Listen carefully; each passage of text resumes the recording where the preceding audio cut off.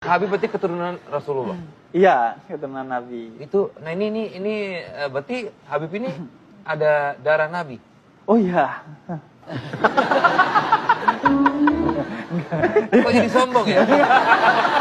Jadi makin nggak percaya. Kayaknya kok sombong ya. Berarti itu kalau gitu taunya dari mana sih? Maaf ya, karena Iya. kan awamnya, Iya, kita iya, nggak tahu. benar. Nah itu taunya dari mana? Itu ada lembaganya, namanya Robito Alawiyah di Indonesia, di Jalan TB Simatupang sana. Yang karena dulu Nabi bilang bahwa semua keturunan itu melewati ayahnya kecuali keturunanku melalui ibunya. Karena Nabi gak punya anak laki-laki yang melahirkan cucu. Ya. Akhirnya dari Sayyidah Fatimah. Dan itu Nabi membanggakan itu agar kemudian dilanjutkan garis keturunannya melalui pernikahan dan pencatatan. Bukan untuk sombong, bukan untuk privilege, tapi justru sebagai tanggung jawab. Coba kita dengarkan pengajian atau ceramahnya Habib Hanif yang luar biasa. Termasuk siapapun sudah tanpa terkecuali termasuk Habib-Habibnya.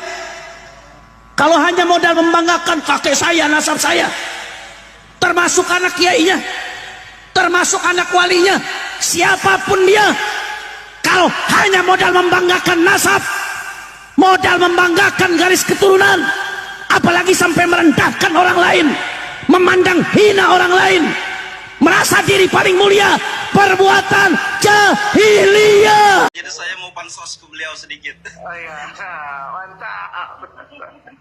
Saya mau pansos ke beliau. Iya. Perkenalkan, nama saya Muhammad Ayub. Saya mahasiswa Al-Azhar Kairo Mesir, jurusan tafsir Fakultas Usuluddin. S1, 2. Tuh. Oh, satu. Nah, saya ingin bertanya kepada kawan-kawan yang mengaku ketika Kiai Imanuddin dan kawan-kawan memberikan narasi narasi yang pertama bahwasanya Imanuddin mengatakan Naqobatul Ashraf Mesir membatalkan nasab Ba'alawi secara qat'i.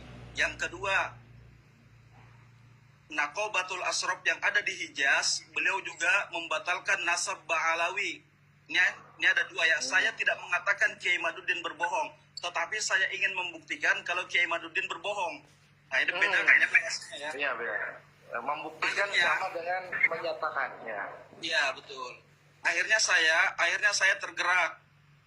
Saya telepon Rumel Abbas. Gus, ayo kita klarifikasi, kita datang ke Mesir, kita datang ke Hijaz. Kita mau buktikan nih bener nggak yang dikatakan Kiai Imanuddin. Akhirnya kami berangkat dan kemudian kami juga umroh bersama beliau.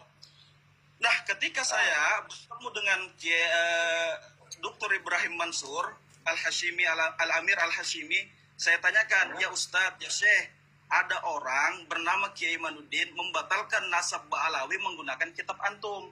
Kata beliau, kitab apa yang dipakai? Saya jawab, kitab antum yang berjudul Al-Ifadah. Nah, ini langsung dari beliau. Maka dijawab oleh beliau, orang yang membatalkan nasab Ba'alawi menggunakan kitab saya adalah jahilun murakkabun la ya'rifu usulul qaidatul ansab, kata beliau.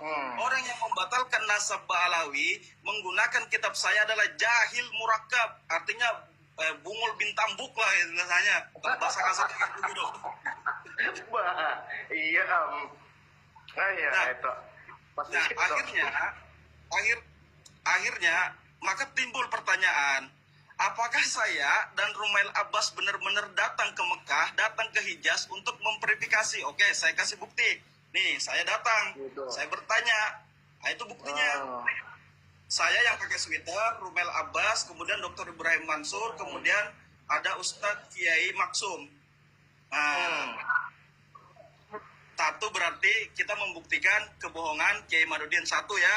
Yang kedua, katanya Kiai Imanuddin dan kawan-kawan bahwasanya Mesir, Naqobatul Ashraf tertua di dunia itu adalah Mesir. Kita akui. Katanya juga Naqobatul Ashraf yang ada di Mesir membatalkan nasab Ba'alawi. Oke ya. Akhirnya karena saya ini tinggal di Mesir, sekolah di Mesir, Naqobatul Ashraf Mesir di belakang rumah saya, ya saya datang lah silaturahmi. Saya tanyain, ya Ustadz, ya Syekh, apakah antum membatalkan nasab Ba'alawi sebagaimana yang dilakukan oleh teman-teman yang ada di Indonesia yang mengaku pengikut Kiai Imad? dijawab oleh Mesir bahwasanya orang yang mengatasnamakan Naqobatul Ashraf yang ada di Mesir membatalkan nasab Ba'alawi itu adalah fitnah bagi ahli Mesir. Hazihil fitnatul azimah li ahli Masri, kata beliau. Nah, maka timbul pertanyaan, apakah benar saya ini datang ke Mesir menanyakan, oke, kita kasihkan bukti. Oke, kita kasih buktinya sebentar. Nah, di belakang saya ini adalah kantor Naqobatul Ashraf yang ada di Mesir. Nah, kita kasih dong, kita kasih bukti gitu. Kita tanyain, ya Ustadz, apakah antum membatalkan nasab Ba'alawi? Annal Ba'alawi asohatun nasab. Sesungguhnya Ba'alawi itu adalah nasab yang paling sohih, kata beliau, kata Nakib yang ada di sana. Nah, kebetulan Ustadz, saya ini kebetulan ketika ada pertanyaan, apakah Naqobatul Ashraf di Mesir ini selaku Naqobah tertua di dunia mengakui Ba'alawi? Walaupun dia mengakui, tetapi ada nggak bukti isbat kalau Ba'alawi diakui? Dia minta bukti isbat nih, bukti isbat. Oke, kita kasih bukti isbat. Kebetulan guru, sebenarnya saya ini mahasiswa, tetapi saya juga Ba'alawi. Tapi saya Ba'alawi dari Nur Kesultanan. Nama kesultanan kami Bontoalah. Akhirnya karena saya memiliki manuskrip abad ke-14 ini manuskrip, banyak sekali manuskrip saya. Nah, itu latarnya tuh kalau sudah tadi dibuangi dulu, lalu Oke, siap. manuskripnya tadi ya. Karena saya memiliki banyak manuskrip nasab kerajaan. Nah, dan saya juga memiliki ada ratusan kitab nasab, maaf, bukan ratusan, puluhan kitab nasab. Ini depan saya ada banyak ini untuk membahas ini. Nah, maka saya tanyakan, ya Ustadz, kalau memang benar Ba'alawi itu diakui, tolong dong berikan bukti isbat. Bukti isbat. Tulis nih. Ya, saya daftarlah nasab saya di Naqobatul Ashraf tertua di dunia, yaitu di Mesir, dan diberikan isbat oleh beliau. Sekarang kita buktikan apakah benar saya memiliki isbat. Oke, kita buktikan. Bismillah.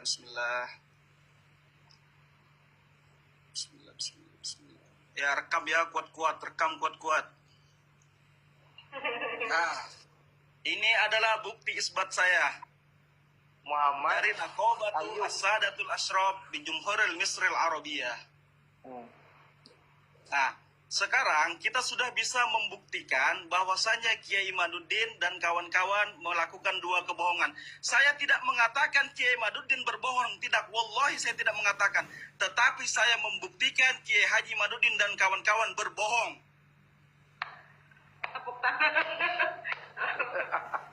Oke, siapapun saya tantang, siapapun yang ingin membahas kitab Syajaratul Mubarakah, fasilitasi saya. Kita akan berbicara tentang kitab Syajaratul Mubarakah.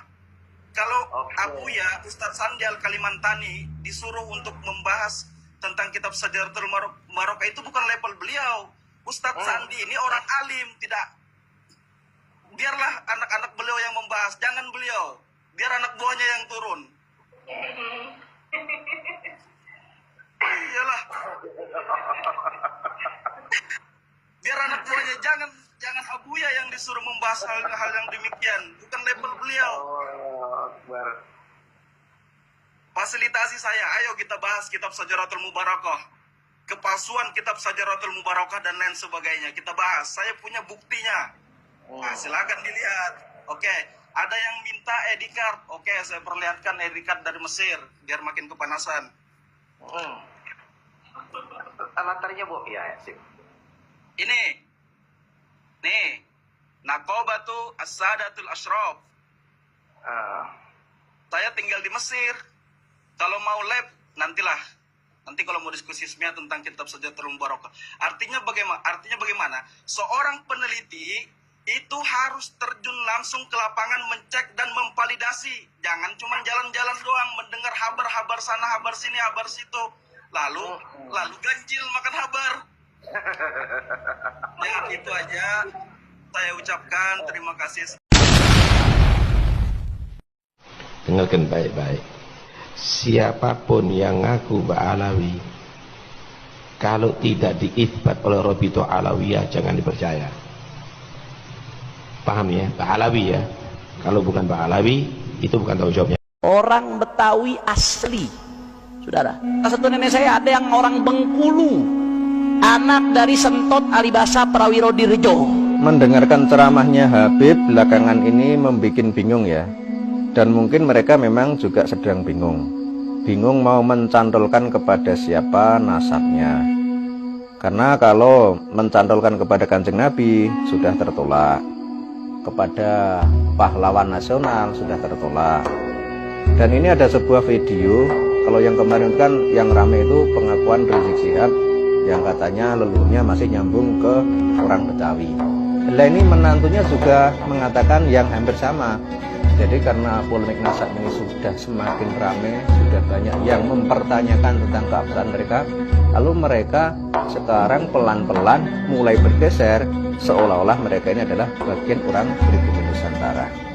Dan kita simak videonya, nanti Anda silakan berkomentar. Ini arahnya itu kemana, tujuannya itu apa? Jadi kalau orang Sunda chemistry-nya kencang sama Habib Rizik, salah satu faktornya mungkin ini, saudara. Nenek beliau orang Sunda, salah satu nenek beliau. Nenek Rizik katanya orang Ibu Sunda. saya. Nah ini, Ibu saya, ini dengar nih. neneknya orang Betawi asli. Orang Betawi asli. Rawa Pelong. Rawa Pelong. Namanya Jida Salame. Jida Salame. Bin Engkong Kodir. Nah ini. Orang Betawi asli. Orang Betawi asli. Salah satu nenek saya ada yang orang Bengkulu, Salah satu orang anak dari Bengkulu. Sentot Alibasa Prawiro Dirjo. Nah ini pahlawan nasional ini, Sentot Alibasa ini. Tapi coba tolong dicek lagi. Jangan-jangan cuma ngaku-ngaku. Karena ini menyangkut tokoh nasional, tokoh pahlawan. Dan mungkin ya mau nyantolkan ke siapa lagi kalau bukan kepada tokoh-tokoh. Karena kalau nyantolkan ke orang-orang yang tidak terkenal, ya nanti makin orang tidak simpati lagi kepada klan Pak Alwi. Ya kan di buku sejarah, sekolahan. Artinya apa yang saya pengen garis bawahi di sini? Habaib yang ada saat ini lahir dari rahim-rahim perempuan pribumi, saudara. Nah ini Habaib yang ada saat ini lahir dari rahim-rahim perempuan pribumi. Kemudian kalau kita mendengarkan apa yang sering mereka sampaikan soal pernikahan sekufu, itu bagaimana? Karena dulu mereka itu dalam hal pernikahan itu dianjurkan dan mungkin malah diwajibkan sesama klan Ba'alwi. Sebab kalau menikah dengan orang di luar klan Ba'alwi itu tidak sekufu atau istilahnya berbeda derajat. Nah ini sekarang kok menganggap bahwa Habib-habib yang ada di Indonesia saat ini kebanyakan lahir dari perempuan-perempuan pribumi. Ini bagaimana ini? Sudah lahir dari rahim-rahim perempuan asli Indonesia, sehingga udah bukan lagi pendatang, saudara. Sudah bukan lagi pendatang. Udah ikut berjuang dan lain Udah ikut sebagainya. berjuang. Ayahnya Habib Rizik itu sampai ditembak sama Belanda, saudara. Iya nih ya. Mendengarkan ceramah Habib itu makin lama itu malah bikin ketawa ya. Jadi bagaimana caranya lah mereka itu mungkin melakukan hal-hal kayak gini, ya tujuannya itu tadi untuk meyakinkan lagi orang Indonesia atau untuk memulihkan kepercayaan orang Indonesia atau orang Nusantara kepada mereka. Karena sebagaimana kita tahu sebelum ramainya polemik nasab, banyak orang di Indonesia yang percaya bahwa mereka adalah keturunan Nabi, sehingga melakukan berbagai hal yang tujuannya adalah untuk menuruti keinginan dan perintah Habaib ini. Sebab beberapa dari mereka sering mendoktrin bahwa dengan mencintai Habaib akan mendapat syafaat, dengan mencintai Habaib akan mendapat surga, dan lain-lain. Pokoknya doktrinnya itu yang kelihatannya itu menyenangkan. Karena hal itulah banyak orang yang percaya kemudian mengikuti mereka. Tapi sekarang setelah terungkap faktanya bahwa mereka berdasar kitab nasab tidak terbukti, berdasar sejarah justru malah menjadi anteknya penjajah, kemudian berdasar tes DNA ternyata haplogrupnya G, itu menjadi jawaban terbesar saat ini, sehingga masyarakat Indonesia atau orang Nusantara atau orang-orang Nahdiyin menjadi sadar dan menjadi paham bahwa ternyata selama ini hanya dikibuli. Dan saya katakan saya mendukung Rhoma Irama untuk mengklarifikasi soal Habib ini. Karena saya terganggu dan tersinggung terhadap perkembangan ini sesudah saya melihat tiap mau tidur saya lihat YouTube pertengkaran Rhoma Irama, Imaduddin, Gus Abbas dengan para habaib itu luar biasa, menimbulkan pro kontra. Lalu saya lihat apa sih masalahnya? Kalau saya sendiri pribadi, mau Habib itu turunan Nabi atau tidak, kalau salah ya kita koreksi, tidak apa-apa. Tetapi yang lebih dari itu, kemudian ternyata muncul klaim-klaim bahwa Republik Indonesia itu ada karena Habib. Wali Songo itu semuanya Habib. Padahal Habibnya baru datang sesudah Wali Songo meninggal. Gitu loh. Lalu klaim ini turunan Habib ini. Imam Bonjol coba. Dibilang itu Habib Sahabuddin. Itu dari mana? Kok Imam Bonjol Habib Sahabuddin gitu. Lalu ada hurufatnya bahwa kakek saya yang nama Mugaddam itu bisa membentak malaikat mungkar dan nakir katanya. Karena menyiksa orang di sebelahnya. Orang banyak dosa dikuburkan di sebelah kakek saya itu lalu disiksa oleh malaikat mungkar nakir. Keluar kakek saya panggil mungkar nakir. Pergi kamu katanya. Itu kan khurafat. Meskipun ini tidak bisa merepresentasikan Habib tidak, gitu Pak. Wah, Habib banyak yang bagus. Saya punya Habib Quraisy Shihab bagus. Saya punya Habib Alwi Shihab bagus. Habib Syekh saya kenal bagus, sangat santun. Ada juga Habib namanya Habib Ahmad bagus. Habib Abu Bakar yang saya kenal di Pasuruan bagus. Dan semua itu dihormati Habib ini nih mengklaim-klaim begitu dan orang yang tidak tahu, orang awam banyak yang percaya karena ini Habib yang ngomong, Habib benar. Lalu rasa cinta saya kepada negara ini menjadi luntur. Seakan-akan ini karena Habib. Di situ saya tersinggung. Rasa cinta tanah air saya, kebanggaan kepada leluhur saya sendiri itu bangkit. Apalagi kemudian ada pemalsuan kuburan-kuburan tuh ya. Nama kuburan biasa dibangun menjadi ini Habib ini. Padahal tidak jelas siapanya. Orang berziarah ke situ ini karena atas fatwa Habib Sibir. Ya, di surat yang beredar itu Bapak menekankan bahwa ini kemuliaan Habib, pendahulu kita yang menjadi terus terang. Yang kedua muncul kelas-kelas dalam Islam. Iya, kelas-kelas itu. Kalau Habib itu lebih tinggi dari Kiai. Dan itu semua ada, Mas. Ngomong itu bukan hanya ngomong begitu itu. Bukan hanya katanya-katanya. Karena ketika Rhoma Irama berbicara itu, lalu ada seorang Habib muda. Dengan Rhoma Irama, kamu bohong. Tunjukkan Habibnya siapa yang katakan begitu. Sudah itu bukan Rhoma Irama yang membuktikan. Netizen ini Habib ini tanggal sekian bilang ini dengar. Ini Habib ini sampai 7. Maksud saya tidak ada urusan Habib itu ya bagian dari kita juga. Tidak apa-apa. Ya. Bangsa kita juga. Tapi jangan juga dibiarkan merajalela sesukanya. Saya bilang begitu.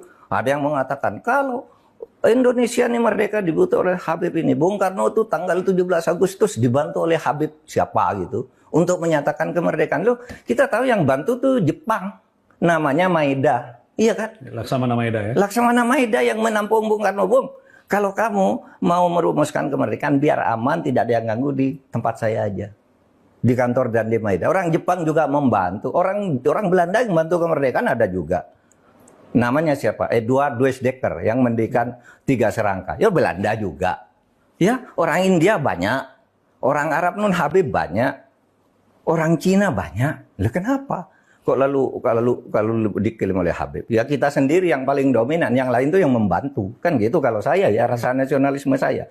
Itulah sebabnya saya dukung Rhoma Irama. Ya.